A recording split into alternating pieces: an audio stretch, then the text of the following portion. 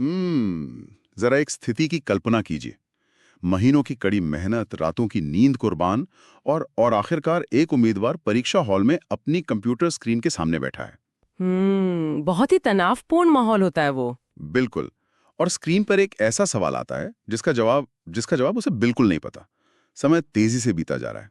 अब आमतौर पर कोई भी समझदार व्यक्ति उस सवाल को छोड़कर आगे बढ़ जाएगा है। हाँ, जाहिर सी बात है, समय बचाना सबसे जरूरी है। लेकिन आज हम जिस परीक्षा के नियमों की बात कर रहे हैं, उसमें गणितीय और रणनीतिक रूप से उस खाली गोले को छोड़ना एक उम्मीदवार की सबसे बड़ी गलती साबित हो सकती है। अरे, ये तो बहुत ही दिलचस्प बात कह दी आपने। जी हाँ, आज के इस गहरे विश्लेषण में हम इसी तरह के चौंकाने वाले नियमों को खंगालने वाले हैं। हमारे सामने आज जानकारी का एक विशाल पहाड़ है, मतलब लिटरली एक पहाड़। नेशनल टेस्टिंग एजेंसी यानी एनटीए के आधिकारिक नोटिस हैं, टेक्स्ट बुक और शिक्षा जैसे पोर्टल्स की बारीक रिपोर्ट्स हैं, पीकेपीडी टेक सपोर्ट का एक तकनीकी ट्यूटोरियल है और द इंडियन एक्सप्रेस की ताज़ा कवरेज भी है हमारे पास। मतलब जानकारी की कोई कमी नहीं है आज। बिल्कुल नहीं। और आज 4 मई 2026 है और देश भर के विश्वविद्यालयों में अपना भविष्य देखने वाले जो छात्र हैं, उनके लिए यूजीसी नेट जून 2026 की उल्टी गिनती शुरू हो चुकी है। और देखिए, इस भारी भरकम जानकारी के पहाड़ को देखकर किसी भी नए या अनुभवी उम्मीदवार का सिर चकरा जाना बहुत ही स्वाभाविक है। मतलब इंटरनेट पर इस समय एक अजीब सा इंफॉर्मेशन ओवरलोड चल रहा है। हाँ, हर जगह बस नेट परीक्षा की ही चर्चा है। बिल्कुल। तो हमारा आज का मिशन सिर्फ ये बताना नहीं है कि परीक्षा कब है या फॉर्म कैसे भरना है, बल्कि हमारा उद्देश्य इस पूरे जाल को सुलझाना है। जो भी उम्मीदवार असिस्टेंट प्रोफेसर बनने, जेआरएफ हासिल करने या सीले पीएचडी में दाखला लेने का सपना देख रहे हैं, उन्हें नियमों के पीछे छिपे हुए असली अर्थों को समझना होगा। सही कहा। हमें इस जानकारी को डिकोड करना है ताकि तैयारी करने वाले छात्र अपना पूरा ध्यान सिर्फ और सिर्फ अपनी पढ़ाई पर केंद्रित कर सके, न कि एनटीए के जटिल बुलेटिन से माथापच्ची करने में। तो चलिए इसको थोड़ा खोल कर समझते हैं और शुरुआत करते हैं उस चीज से जो किसी भी रणनीति की नींव होती है, समय। क्योंकि अगर फॉर्म भरने की ट्रेन ही छूट गई तो दुनिया की कोई भी तैयारी काम नहीं आएगी। हाँ, टाइमलाइंस तो सबसे ज्यादा क्रिटिकल हैं। बिल्कुल। एनटीए के आधिकारिक दस्तावेजों के अनुसार आवेदन प्रक्रिया 29 अप्रैल 2026 से शुरू हो चुकी है और जो सबसे बड़ी सबसे सख्त डेडलाइन है वो 20 मई 2026 है। और ध्यान देने वाली बात यह है कि ये 20 मई की मध्यरात्रि नहीं है। हाँ, ये एक बहुत ही कॉमन कंफ्यूजन होता है। जी, ये रात 11:50 का समय तय किया गया है। ये पूरी समय सीमा मुझे एक एक्सप्रेस ट्रेन की तरह लगती है। मतलब आज 4 मई है तो मान लीजिए कि ट्रेन अभी प्लेटफॉर्म पर खड़ी है और सवारियां आराम से चढ़ रही हैं। लेकिन अगर किसी उम्मीदवार से 20 मई की रात 11:50 की ये ट्रेन छूट गई तो फिर कोई पैरवी, कोई दौड़ भाग काम नहीं आएगी, सीधे अगले चक्र का इंतजार करना होगा। ये एक्सप्रेस ट्रेन वाली एनालॉजी ना स्थिति को बहुत सटीक रूप से दर्शाती है। देखिए, एनटीए इस मामले में बेहद सख्त है। हालांकि उम्मीदवारों को एक छोटी सी राहत देने के लिए 22 मई से 24 मई 2026 के बीच एक करेक्शन विंडो जरूर खोली जाएगी। अच्छा, तो गलतियां सुधारने का एक मौका मिलेगा। जी बिल्कुल। ये इसलिए है ताकि अगर फॉर्म भरते समय कोई मानवीय भूल हो गई हो, जैसे नाम की स्पेलिंग गलत हो गई या जन्मतिथि, तो उसे सुधारा जा सके। लेकिन यहाँ एक बहुत बड़ी चेतावनी छिपी है। कैसी चेतावनी? छात्रों को, उम्मीदवारों को इस करेक्शन विंडो को एक सुरक्षा जाल मानकर नहीं चलना चाहिए, खासकर जब बात एग्जाम सिटी यानी परीक्षा के शहर का चुनाव करने की हो। हाँ, मैंने शिक्षा पोर्टल की रिपोर्ट में भी पढ़ा था कि एग्जाम सिटी को लेकर बहुत से छात्र बाद में पछताते हैं। लेकिन ऐसा क्यों है? मतलब क्या बाद में इसे बदलना इतना मुश्किल होता है? देखिए, असल में करेक्शन विंडो में हर चीज बदलने की अनुमति नहीं होती है और परीक्षा केंद्र का आवंटन पहले आओ पहले पाओ के आधार पर भी निर्भर कर सकता है। अगर कोई उम्मीदवार जल्दबाजी में किसी दूर के शहर को चुन लेता है और उसे सुधारना भूल जाता है, तो 22 जून से 30 जून के बीच जब असल परीक्षा होगी तब उसे यात्रा करने में भारी परेशानी होगी। ओहो, वो तो परीक्षा वाले दिन वैसे ही बहुत तनाव होता है। एग्जैक्टली। इस परीक्षा का मानसिक दबाव वैसे ही बहुत ज्यादा होता है। उस दिन सुबह सुबह ट्रेन या बस का सफर करना और फिर अनजान शहर में परीक्षा केंद्र खोजना, ये किसी भी छात्र के प्रदर्शन को 10 से 15% तक गिरा सकता है। बाप रे, 15% तो बहुत बड़ा मार्जिन है। बिल्कुल। इसलिए फॉर्म के पहले चरण में बहुत सोच समझकर निर्णय लेना चाहिए। ये एक बहुत ही व्यावहारिक सलाह है। परीक्षा वाले दिन शरीर और दिमाग दोनों का शांत होना बहुत जरूरी है। तो अब मान लेते हैं कि फॉर्म सही से भर दिया गया है और एक्सप्रेस ट्रेन का टिकट पक्का हो गया है। 22 से 30 जून के बीच होने वाली ये परीक्षा पूरी तरह से कंप्यूटर आधारित टेस्ट यानी सीबीटी मोड में होगी। जी। और यहाँ पैटर्न को लेके कुछ बहुत ही दिलचस्प आंकड़े सामने आते हैं। कुल 3 घंटे का समय है यानी 180 मिनट। और सबसे डराने वाली बात यह है कि पेपर 1 और पेपर 2 के बीच कोई ब्रेक ही नहीं है। हाँ, ये एक मेंटल मैराथन है। बिल्कुल, मतलब पेपर 1 में 50 प्रश्न हैं जो 100 अंकों के हैं, जिनमें टीचिंग एप्टीट्यूड, रीजनिंग और जनरल अवेयरनेस जांची जाएगी। फिर बिना रुके सीधे पेपर 2 शुरू होगा, जिसमें उम्मीदवार के मुख्य विषय से 100 प्रश्न होंगे जो 200 अंकों के होंगे। अब रुकिए, मुझे जरा इसका गणित समझने दीजिए। कुल 150 प्रश्न और 180 मिनट। इसका मतलब है कि एक सवाल को पढ़ने, समझने और उसका उत्तर देने के लिए 1.25 मिनट से भी कम का समय है। ये तो किसी मैराथन को स्प्रिंट की रफ्तार से दौड़ने जैसा हो गया। बिल्कुल सही कहा। और यही वो जगह है जहां केवल किताबी ज्ञान काम नहीं आता है। समय प्रबंधन यानी टाइम मैनेजमेंट इस परीक्षा की असली कुंजी है। लेकिन इस भारी दबाव के बीच एक बहुत बड़ी राहत भी है।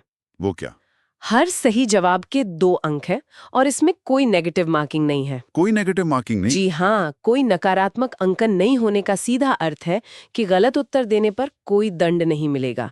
आपको 0 अंक मिलेंगे, लेकिन जो कमाया है वो कटेगा नहीं। यहाँ पर बात सच में बहुत दिलचस्प हो जाती है, क्योंकि मैंने एनटीए के नियम पुस्तिका को गहराई से पढ़ा है और मुझे एक ऐसा नियम मिला जिसने मुझे पूरी तरह चौंका दिया। अच्छा, कौन सा नियम? नियम कहता है कि अगर मूल्यांकन के दौरान कोई प्रश्न गलत पाया जाता है या उसके एक से अधिक विकल्प सही पाए जाते हैं या किसी भी तकनीकी भूल के कारण पूरे प्रश्न को ही हटा दिया जाता है, जिसे हम आमतौर पर ड्रॉप्ड क्वेश्चन कहते हैं। हाँ, ड्रॉप्ड क्वेश्चन। तो उसके पूरे 2 ग्रेस मार्क्स केवल उन्हीं उम्मीदवारों को मिलेंगे जिन्होंने उस प्रश्न को अटेम्प्ट किया होगा। जी। मतलब अगर एनटीए ने गलत सवाल छापा है तो उसका मुफ्त नंबर सिर्फ उसे मिलेगा जिसने गोले पे टिक लगाया है। ये बात मुझे बिल्कुल अतार्किक लगती है। गलती सिस्टम की है तो नंबर सबको क्यों नहीं मिलने चाहिए? देखिए, अगर हम इसको बड़ी तस्वीर से जोड़ के देखें तो इसके पीछे एक बहुत ही गहरा मनोवैज्ञानिक और प्रशासनिक कारण है। वो कैसे? एनटीए ये मानकर चलता है कि जिस छात्र ने उस सवाल को हल करने की कोशिश ही नहीं की, उसने उस सवाल पर अपना समय या ऊर्जा खर्च नहीं की, इसलिए उसे बोनस अंक देना उन छात्रों के साथ अन्याय होगा जिन्होंने उस भ्रामक या गलत सवाल पर अपने कीमती 2-3 मिनट बर्बाद किए। यह नियम एक तरह का कंपेंसेशन है। अच्छा, तो इसका परीक्षा हॉल के अंदर की रणनीति पर क्या असर पड़ता है? ये तो क्रिकेट के मैदान में नो बॉल पर फ्री हिट मिलने से भी बड़ा मौका है। बिल्कुल, बहुत सही एनालॉजी है ये। मतलब जब आउट होने का डर ही नहीं है और सिस्टम की गलती से मुफ्त अंक मिलने की संभावना सिर्फ बल्ले घुमाने वालों को है, तो किसी भी सवाल को खाली छोड़ना तो दुनिया की सबसे बड़ी बेवकूफी हुई ना। 100%। यही बात हर उम्मीदवार को समझनी चाहिए। मान लीजिए, अगर परीक्षा खत्म होने में सिर्फ 5 मिनट बचे हैं और 15 सवाल छूट रहे हैं, तो उन पर विचार करने का समय नहीं है आपके पास। हाँ। स्मार्ट रणनीति यही है कि तुरंत तार्किक रूप से सोचकर या एलिमिनेशन मेथड का इस्तेमाल करके कोई ना कोई विकल्प चुन लिया जाए। खाली छोड़ना एक सीधा नुकसान है। ये नियम कैलकुलेटेड रिस्क लेने की क्षमता को जांचता है। जो उम्मीदवार इस नियम को नहीं समझते हैं ना, वे खुद को बोनस अंकों की दौड़ से बाहर कर लेते हैं। अरे वाह, ये तो वाकई परीक्षा के खेलने का तरीका ही बदल देता है। लेकिन परीक्षा के अंदर की रणनीति से भी बड़ा बदलाव इस बार इस बात में आया है कि ये परीक्षा पास करने के बाद असल में मिलता क्या है। हाँ, ये सबसे बड़ा मुद्दा है इस साल का। बिल्कुल। द इंडियन एक्सप्रेस की रिपोर्ट्स इस बात से भरी पड़ी हैं कि 2026 के इस जून चक्र में कुछ ऐसे बदलाव हुए हैं जिन्होंने उच्च शिक्षा के पूरे ढांचे को हिलाकर रख दिया है। 18 अप्रैल 2026 को यूजीसी की 597वीं बैठक हुई थी। सबसे पहले तो उन्होंने एक नया विषय जोड़ दिया है, स्टैटिस्टिक्स यानी सांख्यिकी, जिससे अब कुल विषयों की संख्या करीब 85 हो गई है।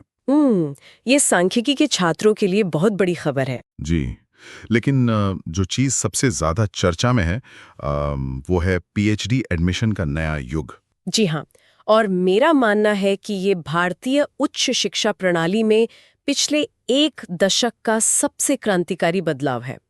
देखिए, इसे समझने के लिए हमें थोड़ा पीछे जाना होगा। हाँ, बताइए, पहले क्या होता था? पहले एक छात्र को जेआरएफ के लिए नेट देना पड़ता था। फिर अगर उसे किसी विश्वविद्यालय में पीएचडी करनी है तो उस विशेष विश्वविद्यालय का अपना अलग फॉर्म भरना पड़ता था, उनकी अलग प्रवेश परीक्षा देनी पड़ती थी। अब मान लीजिए कि अगर कोई छात्र 3 अलग-अलग राज्यों के विश्वविद्यालयों में आवेदन कर रहा है तो उसे 3 अलग-अलग सिलेबस पढ़ने पड़ते थे और 3 बार यात्रा करनी पड़ती थी। ये तो आर्थिक और मानसिक रूप से बहुत थकाने वाला प्रोसेस रहा होगा। बहुत ज्यादा समय और पैसे दोनों की बर्बादी होती थी। तो इस सब का आखिर मतलब क्या है? क्या अब वो सब खत्म हो गया है? पूरी तरह से। अब जेआरएफ पास करने वाले उम्मीदवारों को देश के किसी भी विश्वविद्यालय में अलग से कोई प्रवेश परीक्षा नहीं देनी होगी। उन्हें सीधे इंटरव्यू के लिए बुलाया जाएगा। अरे वाह, ये तो शानदार है। हाँ, लेकिन सबसे बड़ा बदलाव कैटेगरी 2 और कैटेगरी 3 के छात्रों के लिए है। ये वो छात्र हैं जो या तो सिर्फ असिस्टेंट प्रोफेसर के लिए या सिर्फ पीएचडी एडमिशन के लिए क्वालिफाई करते हैं। उनके लिए क्या नियम है? अब विश्वविद्यालयों में पीएचडी की जो मेरिट लिस्ट बनेगी ना, उसमें यूजीसी नेट के अंकों का 70% वेटेज होगा और विश्वविद्यालय के अपने इंटरव्यू का केवल 30% वेटेज होगा। 70 और 30 का रेशियो, ये तो एक मास्टर की तरह हो गया ना। मतलब एक ऐसी चाबी जिससे जेआरएफ का दरवाजा भी खुल रहा है, असिस्टेंट प्रोफेसर की कुर्सी का रास्ता भी साफ हो रहा है और अब देश भर के विश्वविद्यालयों के पीएचडी प्रोग्राम के ताले भी इसी एक चाबी से खुल रहे हैं। बिल्कुल। लेकिन 70 और 30% का ये जो विभाजन है, ये क्या सुनिश्चित करता है? देखिए, यहाँ जो सबसे आकर्षक बात है वो ये है कि ये 70-30 का मॉडल उच्च शिक्षा में केंद्रीकरण और मानकीकरण लाता है। मतलब एक स्टैंडर्ड सेट करता है। वो कैसे? पहले अक्सर ये आरोप लगते थे कि विश्वविद्यालय अपने स्तर की प्रवेश परीक्षाओं और इंटरव्यू में पक्षपात कर सकते हैं, लेकिन अब क्योंकि 70% वजन एक राष्ट्रीय स्तर की पारदर्शी परीक्षा के अंकों का है, तो भाई भतीजावाद या किसी भी तरह के पक्षपात की गुंजाइश लगभग खत्म हो जाती है। ये प्रणाली पूरी तरह से योग्यता पर आधारित हो गई है। ये तो छात्रों के लिए बहुत ही निष्पक्ष व्यवस्था हो गई। हाँ, लेकिन एक नियम ये भी जोड़ा गया है कि पीएचडी में प्रवेश के लिए ये नेट के अंक केवल 1 वर्ष के लिए ही वैध माने जाएंगे। अच्छा, 1 वर्ष की वैधता, इसका क्या कारण हो सकता है? जीआरएफ तो आमतौर पर ज्यादा समय तक वैध रहता था। इसका कारण बहुत स्पष्ट है। देखिए, अकादमिक दुनिया बहुत तेजी से बदलती है। विश्वविद्यालय चाहते हैं कि जो छात्र रिसर्च में आए उसका ज्ञान बिल्कुल ताजा हो। लॉजिकल है। अगर कोई 3 साल पुराने स्कोर पर एडमिशन लेगा तो शायद वो उस विषय के नवीनतम शोध से यानी लेटेस्ट रिसर्च से कट चुका हो। इसलिए 1 वर्ष की वैधता अकादमिक गुणवत्ता को बनाए रखने का एक तरीका है। ये बात समझ में आती है। और जब फायदे इतने बड़े हैं, जब ये परीक्षा करियर की इतनी अहम सीढ़ी बन गई है, तो ये जानना भी जरूरी है कि इस दौड़ में भाग लेने के योग्य कौन है। बिल्कुल, एलिजिबिलिटी बहुत जरूरी है। शैक्षणिक योग्यता के नियम तो जाने पहचाने हैं। मास्टर डिग्री में कम से कम 55% अंक होने चाहिए। वहीं SC, ST, OBC, non creamy layer, दिव्यांग और थर्ड जेंडर के उम्मीदवारों के लिए 50% की आवश्यकता है। जी, ये तो स्टैंडर्ड नियम है। हाँ, लेकिन यहाँ एक बहुत दिलचस्प प्रावधान उन छात्रों के लिए है जो अभी अपनी पढ़ाई के अंतिम वर्ष में हैं। नियम कहता है कि अंतिम वर्ष के छात्र परीक्षा तो दे सकते हैं, लेकिन उन्हें नेट का रिजल्ट आने के 2 साल के भीतर अपनी डिग्री पूरी करनी होगी। ये 2 साल का विंडो मुझे बहुत ही अनोखा लगता है। होता है कि विश्वविद्यालयों में परीक्षाएं लेट हो जाती हैं या रिजल्ट आने में महीनों लग जाते हैं। ऐसे में छात्र का एक पूरा साल बर्बाद ना हो, इसलिए उसे ये परीक्षा पहले ही देकर अपना स्कोर सुरक्षित करने की आजादी मिलती है। मतलब उनका समय बच जाता है। बिल्कुल, अगर वो पास हो जाता है तो उसके पास अपनी मास्टर डिग्री की कागजी कार्रवाई पूरी करने के लिए पूरे 2 साल का पर्याप्त समय होता है। इसके अलावा उम्र सीमा भी एक बड़ा कारक है इस परीक्षा में। हाँ, उम्र सीमा का गणित थोड़ा उलझा हुआ है। जेआरएफ के लिए अधिकतम आयु 30 वर्ष तय की गई है और यहाँ जो कट ऑफ डेट है वो है 1 जून 2026। यानी 1 जून 2026 को उम्मीदवार 30 साल से बड़ा नहीं होना चाहिए। हालांकि महिलाओं, सभी आरक्षित वर्गों और सशस्त्र बलों में काम कर चुके लोगों को 5 साल की छूट है और जिन लोगों के पास एलएलएम की डिग्री है उन्हें 3 साल की छूट है। लेकिन असिस्टेंट प्रोफेसर के पद के लिए कोई ऊपरी आयु सीमा नहीं है। बिल्कुल। और मेरा मानना है कि ये एक बहुत ही सकारात्मक संदेश है। इसका अर्थ है कि ज्ञान बांटने और पढ़ाने की कोई उम्र नहीं होती। सही बात है। अगर कोई व्यक्ति 40 या 45 की उम्र में भी कॉरपोरेट दुनिया छोड़कर शिक्षा के क्षेत्र में आना चाहता है, तो उसके लिए दरवाजे हमेशा खुले हैं। लेकिन जेआरएफ के लिए उम्र सीमा इसलिए है क्योंकि फेलोशिप का मुख्य उद्देश्य युवा शोधकर्ताओं को करियर की शुरुआत में आर्थिक मदद देना है। ये बात तो है। इसके बाद एक और जगह है जहां उम्मीदवार बहुत गलती करते हैं, और वो है आरक्षण और विषय के कोड का चयन। सरकारी नियमों के अनुसार एससी के लिए 15%, ST 7.5%, OBC NCL 27%, general EWS 10% और दिव्यांग के लिए 5% का आरक्षण है। जी। लेकिन जब फॉर्म भरा जाता है ना, तो विषयों के कोड की एक लंबी चौड़ी सूची सामने आती है। उदाहरण के लिए अर्थशास्त्र का कोड 001 है, राजनीति विज्ञान का 002 है, अगर कोई योग से परीक्षा दे रहा है तो उसका कोड 100 है, और जो नया विषय स्टैटिस्टिक्स जुड़ा है उसका कोड 107 है। सही कह रहे हैं आप। मुझे ये बात बहुत हैरान करती है कि इतनी कठिन पढ़ाई करने वाले लोग कभी-कभी सिर्फ एक गलत कोड चुनकर अपना पूरा भविष्य दांव पर लगा देते हैं। देखिए, ये सिर्फ कोड तक सीमित नहीं है। योग्यता हासिल करना और कोड याद रखना तो इस जंग का सिर्फ पहला हिस्सा है। अच्छा, तो दूसरा हिस्सा क्या है? असल जंग तो फॉर्म भरने की डिजिटल प्रक्रिया है।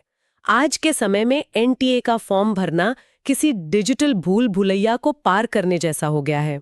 हाँ, मैंने भी सुना है इसके बारे में। इस बार आवेदन प्रक्रिया मेरी पहचान पोर्टल के माध्यम से शुरू होती है, जहां आधार कार्ड या पैन कार्ड से प्रमाणीकरण यानी ऑथेंटिकेशन करना होता है। ये फर्जीवाड़े को रोकने के लिए एक बेहतरीन कदम है। लेकिन जो चीज़ सबसे ज्यादा फॉर्म रद्द करवाती है वो है दस्तावेज अपलोड करने के नियम। हो, दस्तावेज अपलोड करना, ये हिस्सा तो सच में रुलाने वाला है। बिल्कुल। नियम कहते हैं कि तस्वीर का साइज 10 केबी से 200 केबी के बीच होना चाहिए, फोटो में 80% चेहरा साफ दिखना चाहिए बिना किसी मास्क के, और बैकग्राउंड बिल्कुल सफेद होना चाहिए। और सिग्नेचर के लिए भी नियम है। हाँ, हस्ताक्षर का साइज 4 केबी से 30 केबी के बीच होना चाहिए। मुझे इसमें गहरी विडंबना नजर आती है। कैसी विडंबना?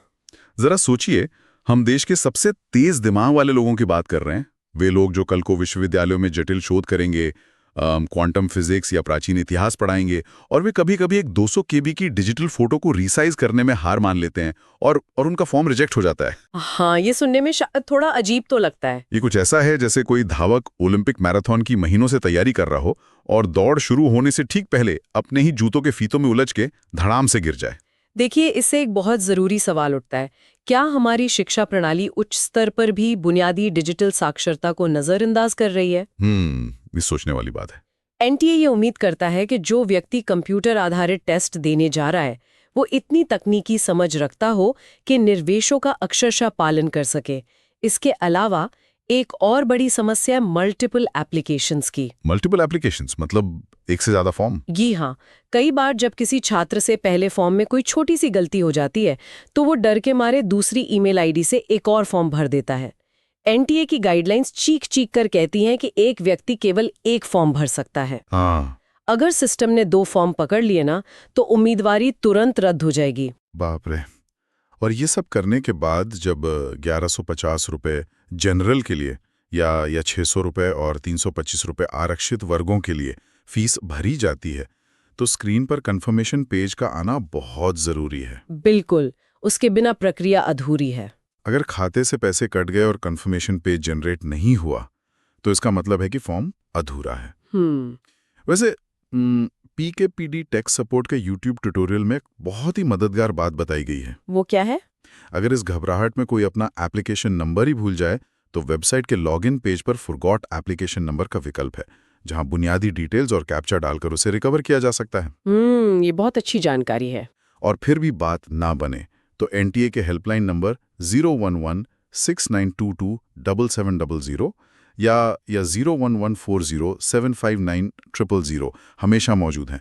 आप उन्हें ugcnet@nta.ac.in पर ईमेल भी कर सकते हैं। बिल्कुल, तकनीकी संकट के समय घबराना नहीं चाहिए, बल्कि सिस्टम के दिए गए विकल्पों का शांति से उपयोग करना चाहिए।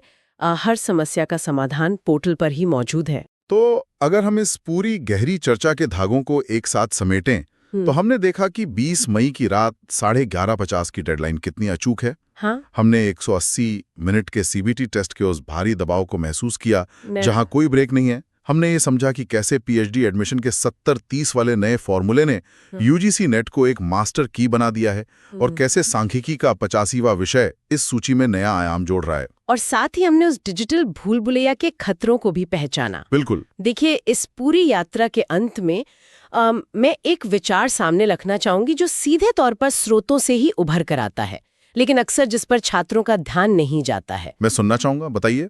हमने शुरुआत में बात की थी कि एनटीए स्पष्ट रूप से नियम पुस्तिका में लिखता है कि यदि किसी प्रश्न के एक से अधिक विकल्प सही पाए जाते हैं या पूरा प्रश्न ही गलत छप जाता है, चाहे वो मानवीय भूल हो या तकनीकी, तो ग्रेस मार्क्स केवल उन्हें मिलेंगे जिन्होंने उसे अटेम्प्ट किया हो। हाँ, वो फ्री हिट वाला नियम। बिल्कुल। अब क्या आपने कभी सोचा है कि एक राष्ट्रीय स्तर की इतनी बड़ी और सम्मानित संस्था अपनी आधिकारिक नियम पुस्तिका में ही ये मानकर क्यों चल रही है कि उनसे गलतियां होंगी? वे खुले तौर पर स्वीकार कर रहे हैं कि उनका सिस्टम पूरी तरह अचूक नहीं है और प्रश्न पत्र में खामियां हो सकती हैं। ये सच में एक बहुत ही गहरा और बेचैन करने वाला विचार है। ये तो पूरी परीक्षा के मनोविज्ञान को ही पलट कर रख देता है। कैसे? इसका मतलब ये है कि ये परीक्षा अब सिर्फ अर्थशास्त्र, इतिहास या सांख्यिकी के ज्ञान को नहीं परख रही है। नहीं, ये परीक्षा अब ये भी भांपने की एक मनोवैज्ञानिक कला बन चुकी है कि पेपर सेट करने वाले परीक्षक से कहाँ गलती हो सकती है। बिल्कुल। क्या आज के समय में एक आदर्श उम्मीदवार सिर्फ वो नहीं है जो हर किताब को रट कर गया हो, बल्कि वो है जो उस प्रणाली की कमियों को समझता हो और उन गलतियों को पहचान कर उनका फायदा उठाना जानता हो। सोचने वाली बात है। जब कोई छात्र परीक्षा हॉल में स्क्रीन के सामने बैठता है तो वो सिर्फ 150 सवालों से नहीं लड़ रहा होता। वो उस पूरे सिस्टम के साथ एक मानसिक शतरंज खेल रहा होता है, ये जानने के लिए कि कौन सा गलत सवाल उसे मुफ्त के 2 अंक दे सकता है। बिल्कुल, मेरा भी यही मानना है कि ये परीक्षा अब केवल रटने की नहीं, बल्कि उस पूरी व्यवस्था को समझने की भी परीक्षा बन गई है। जो उम्मीदवार इस व्यवस्था के इस व्यवहारिक पहलू को समझ लेगा, वही इस दौड़ में सबसे आगे रहेगा। बहुत खूब। इसी विचारोत्तेजक सवाल के साथ हम आज के इस गहरे विश्लेषण को यहीं विराम देते हैं। जो भी लोग आने वाली इस परीक्षा की तैयारी कर रहे हैं, उन सभी को भविष्य के लिए बहुत बहुत शुभकामनाएं। उस 20 मई की रात 11:30 वाली एक्सप्रेस ट्रेन को याद रखिएगा और दौड़ने से पहले अपने डिजिटल जूतों के फीते कसकर बांध लीजिएगा। अगले विषय के साथ फिर किसी नई भूल भुलैया में गहराई से उतरेंगे।